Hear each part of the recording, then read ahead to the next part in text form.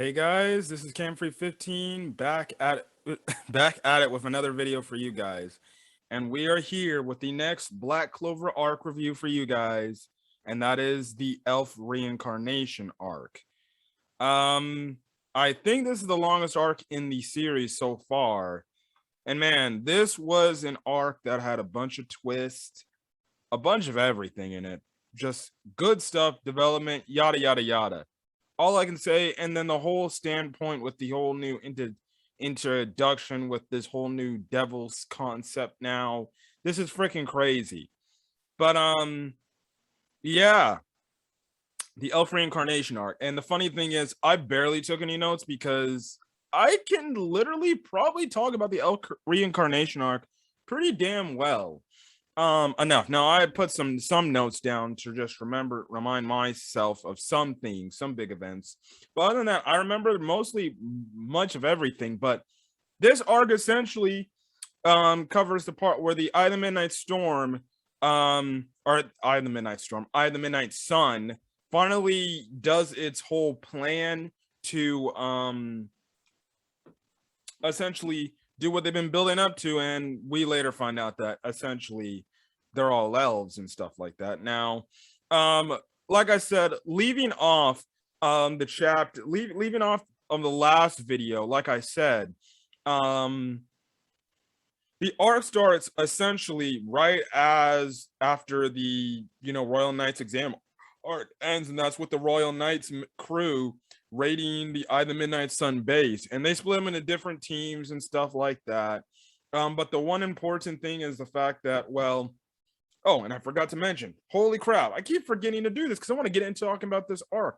The Elf Reincarnation arc covers manga chapters 134 to 214 and anime episodes 87 to 120. So if you want to go check out the Elf Reincarnation arc, go right ahead. And I'm doing this all in one video. I'm not going back. I'm not making like two-part episodes. So this is going to be the whole thing. But like I said, they raid the whole base. One of the biggest members of the Eye of the Midnight Sun, Raya, actually ends up fighting Mary Leona in this whole fight. And that fight was insane. It was crazy. It got to the point when freaking, like freaking Raya tried to use freaking Asta's damn near sword. I was like, what the hell is going on? And this entire fight scene too, we see just how strong Mary Leona is to the damn part where she's using her determination to damn near almost freaking will herself to victory and stuff like that. And we even get a crazy good scene by Asta saying, what's the point in fighting? Listen, let us understand you better. Because trust me, when I'm the Wizard King, I won't discriminate you guys because I want to make a world where there's no discrimination and everybody can be respected for who they are. And I just love the whole part where Raya, after this part, he's like, listen, man, you almost had me there for a second, but you want to know the reason why? I kind of just dropped that whole angle because somebody in the past told me that, and I've heard it before, so it doesn't affect me too much and everything. And that's kind of when he reveals he's like an elf and everything. He's one of the last remnants of the elf clan, and everything. So yeah, and then that's when we get into the whole twist of the whole thing of the fact that, well, guess what? Vengeance, before getting orders from Julius to confront to confront actually before I get that, yeah, let me speak about this real quick. So actually, funny enough, in a few arcs ago, we see that Licht clearly turned on Rades, Voltos, and Sally and everything. So we're led to believe that they died, but no, they didn't really die. They're somehow still alive and everything. And they actually go to the Black Bull's hideout where Gray, Gordon, and Ghost are stationed at, and they end up fighting these guys. It gets to the point where it looks like they're almost about to get defeated by this trio, but then that's when we get revealed to a whole new Black Bulls member, and that is the role of Henry, who is a very interesting character to say the least too. So yeah, and then the one thing I definitely did like in this whole fight scene, is the fact that Gordon and Gray, they got some much needed character development to make them understand their character more, to where you understand them. And that goes for the entire arc. There's a lot of characters that get a lot of development and stuff like that. How Luck gets a development in his moment, and later in this moment where, you know, he's already possessed by the elf spirit and everything. Um, but as I was, but it's like, as I was saying, you know, Henry gets involved, and Henry's story is really the Black Bulls headquarters. That's his like home. That's his home. Essentially, Yami came across this building, found Henry in the hideout, and Henry told him everything. And essentially, Henry kind of came down with some sort of curse or disease to where, guess what? If you have mana, or you have magic, or you have the ability to use magic around him, and you come up to him, he essentially siphons your magic power away, and he just uses it for his own power. And essentially, he's a character that, well, the regular Black Bulls members, they can talk to him from a distance. They just can't come close to him. But I love how he goes on to explain how, you know, he's seen and got to know everybody in the Black Bulls member. And it was also thanks to Asta, because Asta has no mana.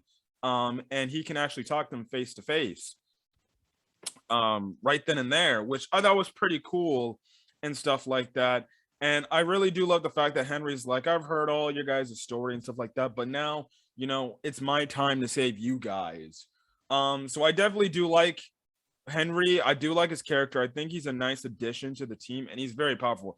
This man can freaking form, and we get an understanding why the Black Bulls headquarters kind of shifts all the time sometimes when we see it, like we saw in the start of the series. Well, that's because of Henry moving the headquarters all around, because he later makes a legit Black Bulls. My God, I'm trying not to bite down so hard when I talk because I got my wisdom teeth pulled. But he literally made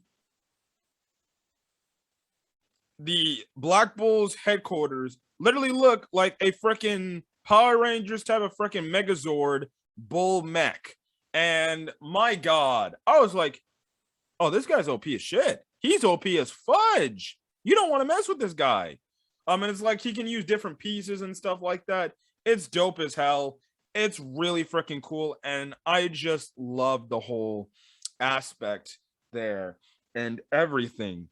So yeah, but going on to the vengeance and Lichting, which was what one of the biggest plot twists in the series, is the fact that, well, William comes up on Julius and he's like, look, Julius, you know, he's going on and saying all this thing, but at the end of this whole discussion, he's like, Julius, I didn't want to do this, but I can't hurt my friend. And we find out the sneaking suspicion that was like kind of somewhat hinted the entire time, because Yami, it was always foreshadowed of Yami having his doubts about vengeance.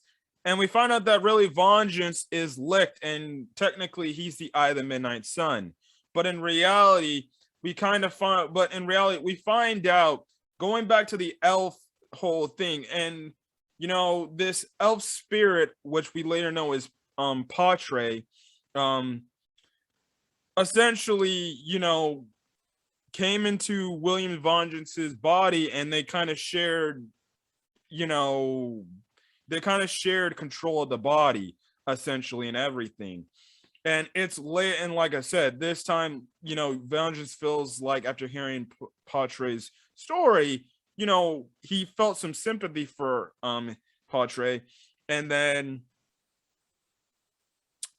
that's when he's like, okay, I don't want to do this, but I have no choice to go against you, and I felt sympathy for you. And then you get the fight between Licht and freaking Julius, and this fight was insane.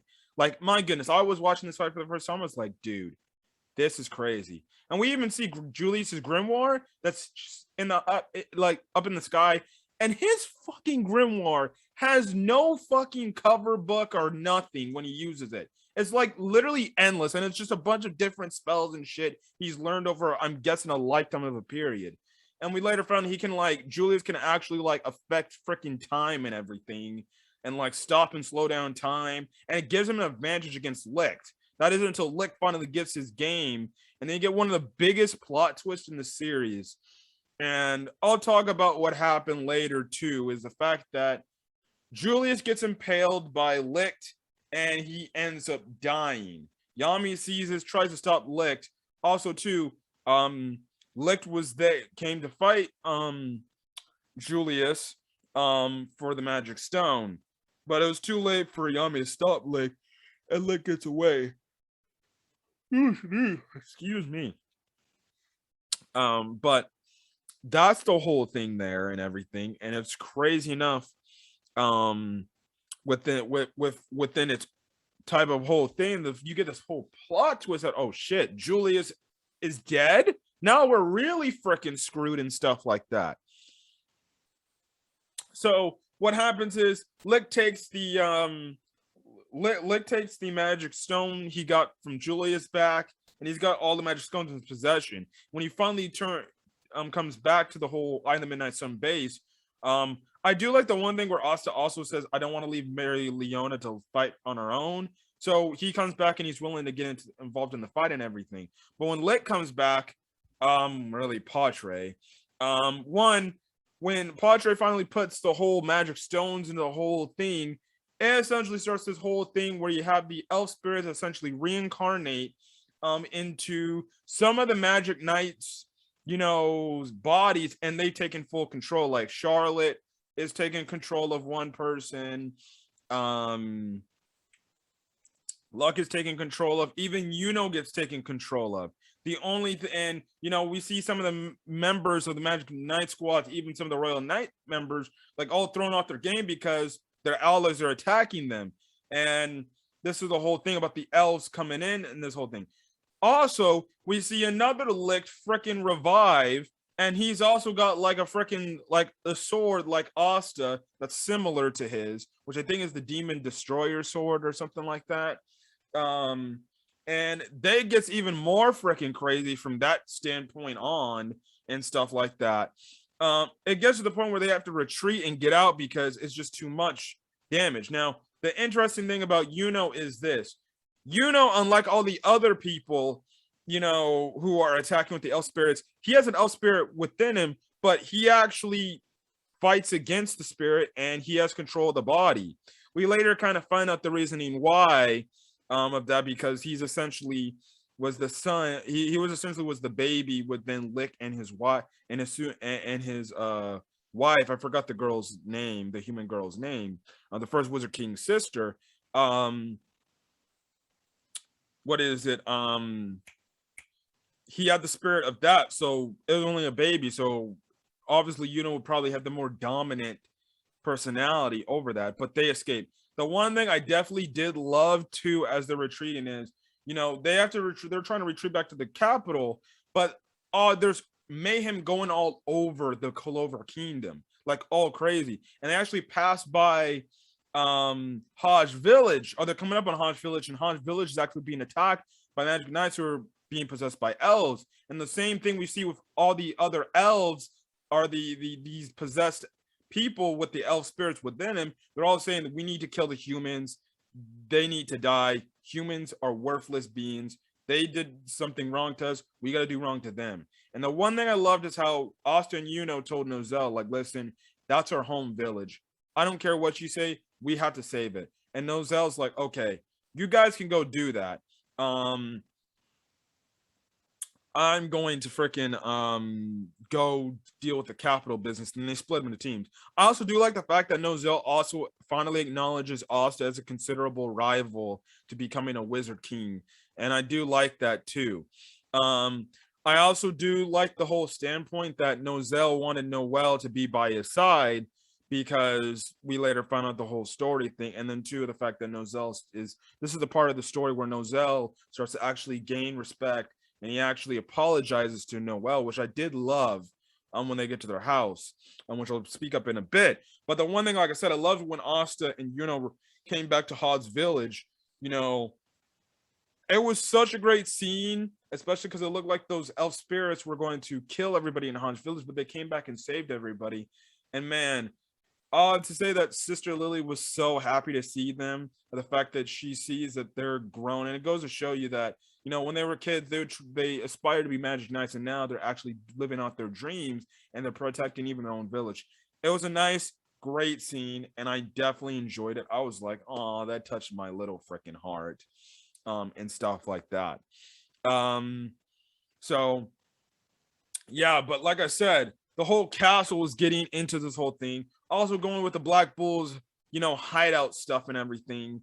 Um, Ghost is actually, along with his sister Marie, are also what is it? Were infected with elf spirits too. Now the whole catalyst of this whole thing is the fact that Asta has the demon destroyer sword, and when he goes up to one of the Magic Knights members that are possessed with the elf spirit, he puts the demon destroyer sword on them, and it actually erases that elf's spirit away from them, and they're back to normal. And that's when Asta's like, okay, I'm the person that can save people. So eventually what happens is Nasta goes on to meet to help fight the Black Bulls, and they manage to save Ghosh. Well, Ghosh manages to get away a bit. They don't save him yet, but I love the whole funny thing is too, because when Charmy gets involved in this whole situation, we kind of find out another interesting tidbit about Charmy's magic. And Charmy's magic, in which that's like only one of two things we found out. We found out that Charmy's magic is this: when you eat food she cooks, she actually is like a freaking sensu bean on speed dial. And she can actually refill your mana, reheal you, and everything like that, and you go back to full strength. So I love the whole scene. They're eating and stuff like that, and they're only getting stronger and stuff like that. It was funny, and Charmy's like, "Eat up, people, eat up, because you're gonna need it," and stuff like that. So I definitely did enjoy that. That was definitely funny, to say the least. Now, the one thing we also see that gets that Licht and the others get started is the Shadow Palace. Now, the Shadow Palace is where a select number of elves go in there, and essentially they're doing this whole ritual that if it is completed, the elf spirits that have infected the Magic Knight squad members in their bodies, they can't escape. They will be stuck like that forever for the rest of the eternity, and the elves will be the dominant host of that body. So essentially, it's also a race against time to stop the Shadow Palace and stop Licht and the others. You get some interesting matchups. You have Yami fighting against the elf-controlled spirit of Charlotte, which is funny, and you get a whole backstory to Soul standpoint. The reason why she looks up to Charlotte, and why I guess you can say she's somewhat infatuated with Charlotte, because she was saved by Charlotte from grubby old men and stuff like that. And that was a whole nice backstory understanding. And I did like the fact that Soul actually was like, okay, this one time I'll let you save Charlotte, but please bring my captain back. I definitely did like that. But the banter between this elf spirit of Charlotte and Yami was just funny, and stuff like that. Also, too, about the elf spirits, and we even see this in the Luck fight that, well, and speaking about that Luck fight, I found it very interesting when Vanessa brought out Rouge the cat. They couldn't even attack Luck because Rouge only protects, Black Bulls members, and technically on the outside, Luck is a Black Bulls member, and they can't do no damage. So I did like how they found a way to depowerize Vanessa's Rouge ability a bit. And we also do find out that her Rouge ability actually considerably takes a lot of her mana away, just to do this whole attack and keep it active. After some time, it can actually wear her down, and drains her mana very, very, very fast. So that's the whole thing there. But I like the whole standpoint that, with even though these characters are were infected with the elf spirit within them, sometimes these characters, when they're fighting, they essentially sometimes hold back because that other side of them is fighting back, and that's the real body host mind. So like in the Luck fight, some bit of Luck was fighting in there to prevent the elf spirit from almost damn near killing them. And eventually come to the point where Austin and the other Black Bulls members team up against Luck and eventually pin him and stop him. And I love the whole scene where they kind of do a callback to Luck's backstory, the fact that he realizes what his mother truly wanted. And then when he decides, and I love how he's like, I'm sorry, mother, but I have friends on the other side. And in fact, see that his mom was genuinely happy that he had friends and everything and he can move on from the past. I definitely did like that. I definitely did enjoy that. I thought that was awesome. I thought that was sweet and a nice, payoff to the Luck backstory there. I mean, everything. In terms of Noel development, it gets even crazy. Like I said earlier, the one thing I did love about Nozel is the fact that he apologized to Noel for treating her wrong. And he's like, listen, I never wanted to treat you like this. It's just, you know, that's it. And we kind of later find out that, well, Nozel's kind of a big, a loving big brother, and he loves Noel actually a lot more than he, shows and everything. We kind of find the understanding of the reasoning why he had Noel join the Black Bulls, because he didn't want her to get brought into all this drama fest. And we find out some information, really crazy information that Nozel tells that Nozel tells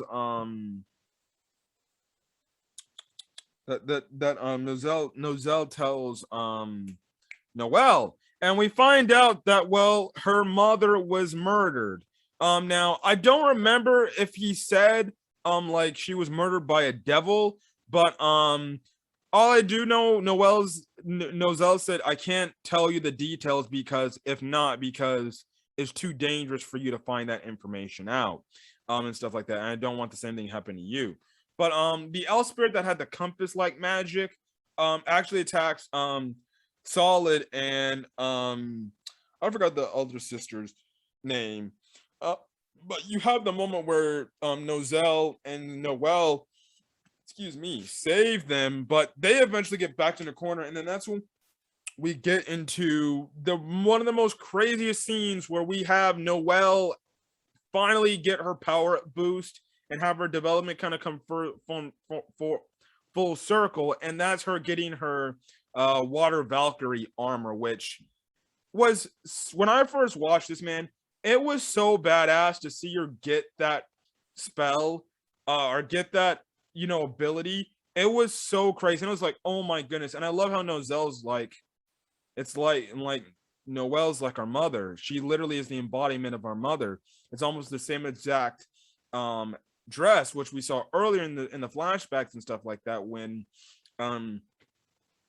their mother wore something similar. I'm guessing her element of the Valkyrie dress, her version of her Valkyrie dress. But here, essentially, Noel is like super powerful. She's a lot faster too, in this form. But also too, using this ability drains a heavy ton of her magic ability, or her mana and everything, so she can use it for only a select amount of time. But it's still a pretty badass, like, I want to say transformation, but a badass, power up boost. And like I said, listen, Noel is one of my favorite characters, man. I definitely do love this whole thing. And again, I'll even bring this up even further when we get to Spade Kingdom arc with the development she gets. Like, it is just insane and crazy with how much development she ultimately gets and stuff like that in this freaking arc. So yeah. Now, what happens eventually is, when everybody gets word of what is truly happening about the whole elf reincarnation thing, well, that's when most of the members enter the Shadow Palace. And that's kind of when things get from freaking insane to worse. Essentially, they got to climb up this whole tree and get to the top so they can defeat Lick, save everybody, and save the spirit and stuff like that. But the one thing we see here, we actually see Finral, who actually recovers from the damage she suffered in the Royal Knights exam arc. Actually, is when we get revealed of the fact that, well, guess what? Nero can actually talk. And Nero, well, lo and behold, is asking Finral, listen, take me to this area. And we later find out that's at the statue of what is the first Wizard King. Eventually, what happens, the first Wizard King breaks down and is back, and he is here. And the first Wizard King's name, I do have this, is Lamille Silvamillion Clovers, which I'm guessing he, the family line back then used to be the Silvas and the combination of Silvas and Vermillions. And then I guess some part they just split family ties and everything. So yeah, that was crazy to see the first Wizard King back. And also too, we see that Nero actually transforms from a bird to a girl.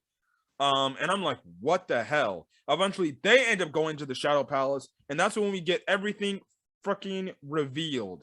One, the first big revelation, the standpoint that, well, guess what? We get a whole plot twist. The standpoint, well, oh, this is when we get introduced to the whole standpoint of the devil named Zogred in this whole, fight.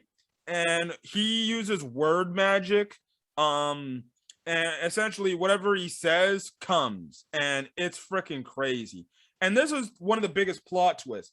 We find out that I'm trying to find this guy's name. This guy's name again. Zogred. He was the mastermind that was pulling the strings and the entire time. He actually used Patre to further his own goals and everything. Two, when the first Wizard King, Lamille, shows up, Lamille actually recognizes Zogred. And this is when we get the full backstory here. So the full backstory of this whole elf stuff is this. So way long ago, long ago, this was back when Lamille was alive and everything. There obviously was the elf tribe and everything. There was obviously the elf tribe and everything. They lived off to its own on their own. Now people, the humans knew of them, but they just discriminated against them, and they said, we don't like those guys. But Lamille was the first person, after one of the elves got actually badly wounded, he saved one of them, and him and his sister actually got to know the elves, Licht, and the others a lot better, to the point it got to a point where, guess what? Licht and Lamille's sister started hanging out a bit, and then eventually they fell in love, and they were planning on getting married. Now, we would always see in the past, in terms of the Other Midnight Sun, of how they, Licht would remember, really it was Licht, but Patre would remember all these crazy, you just cut this flashback with this burning castle and this burning village and stuff like that, and the burning death scene. What we find out is the devil, essentially, the Zogred, this devil, essentially, like, manipulated a bunch of people to get what he wanted, and that was just to stir up trouble. And the thing was to get into the real world and just create chaos and havoc, because nobody could really stop him. And Lamille tried to stop him, but he failed. And essentially, he created so much damn despair and everything. And we kind of find out he was the guy responsible.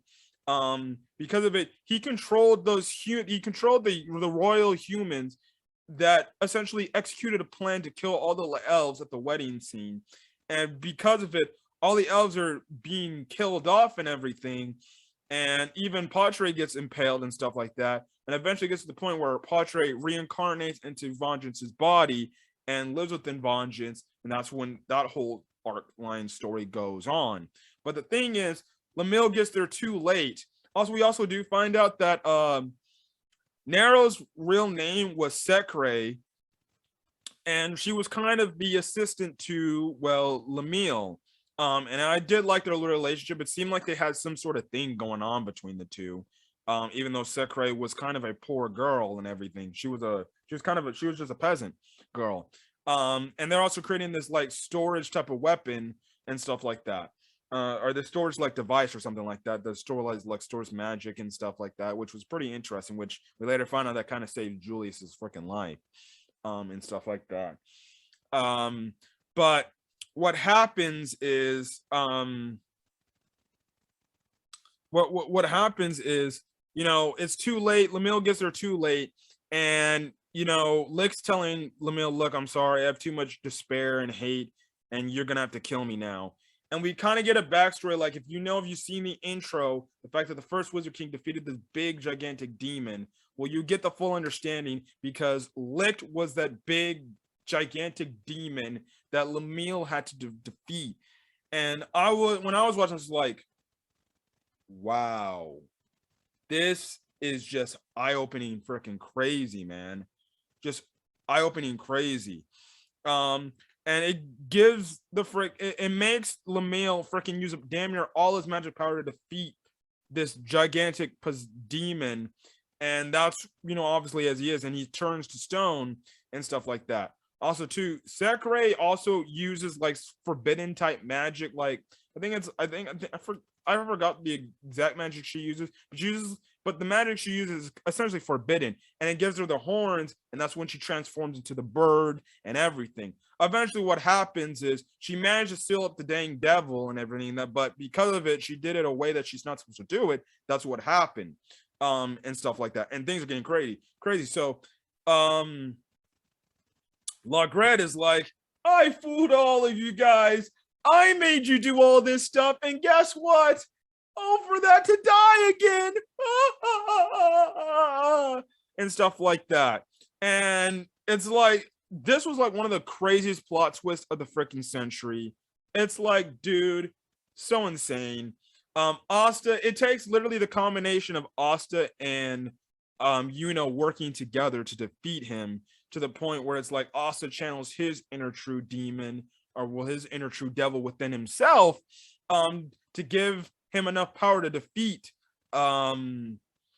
And even Zagred knows from the moment Asta first transformed, he's like, you have a devil within you. The hell that happened?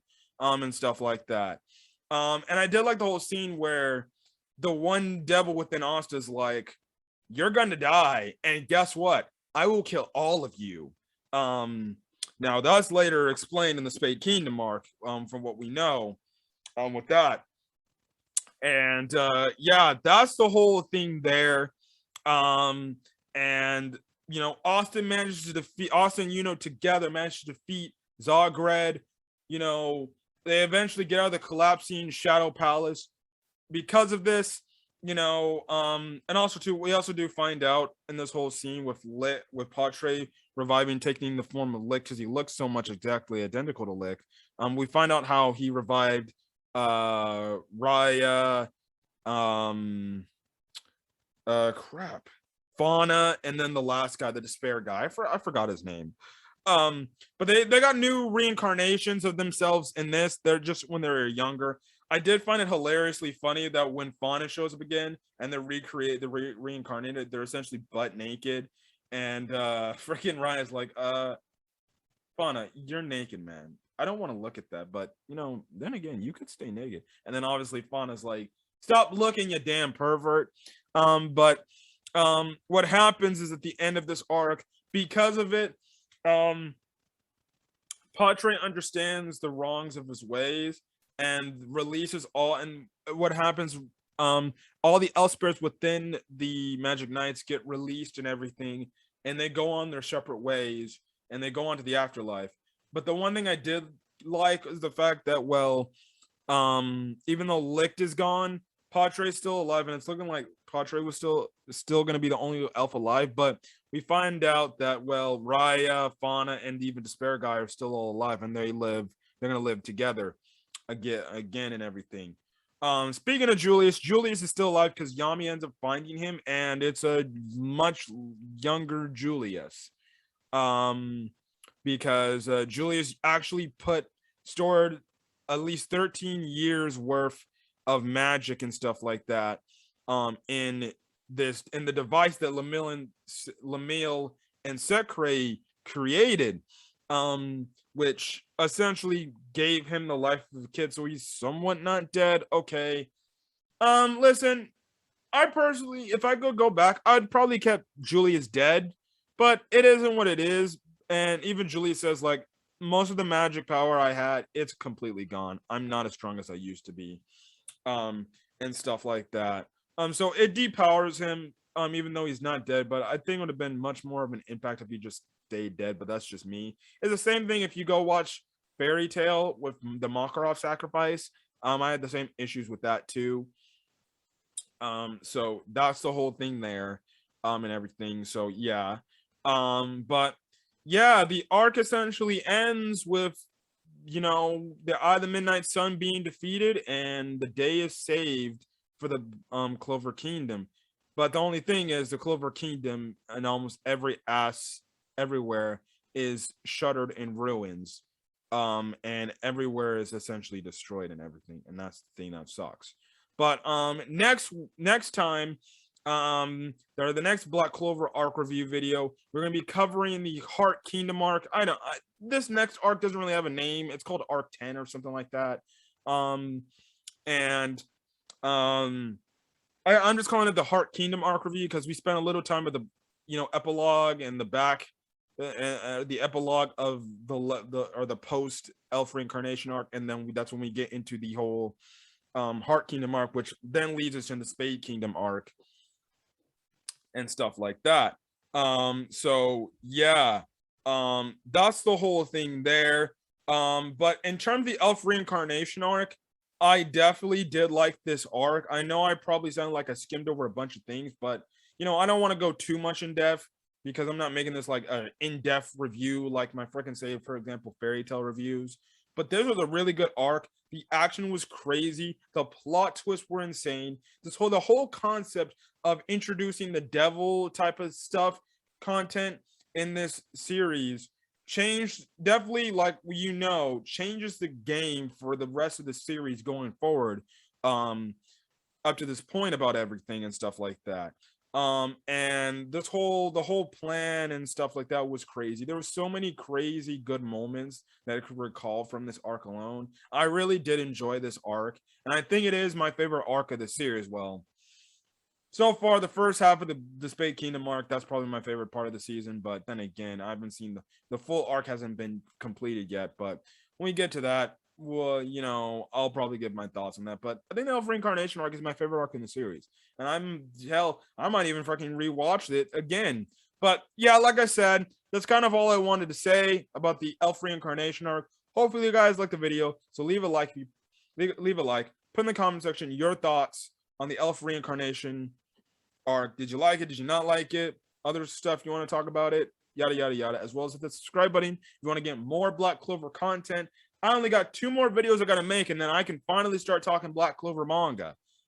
So yeah, I'm kind of trying to dish out these videos. Fun fact, I actually recording this video after I got done with my Royal Knights exam arc video, and I think that'll be the same trend going on and stuff like that. But other than that, that's kind of it. So I'm gonna get out of here, guys. Hopefully you guys have a great rest of your day understanding this video. Until then, guys, I'll catch you guys in the next video. Peace.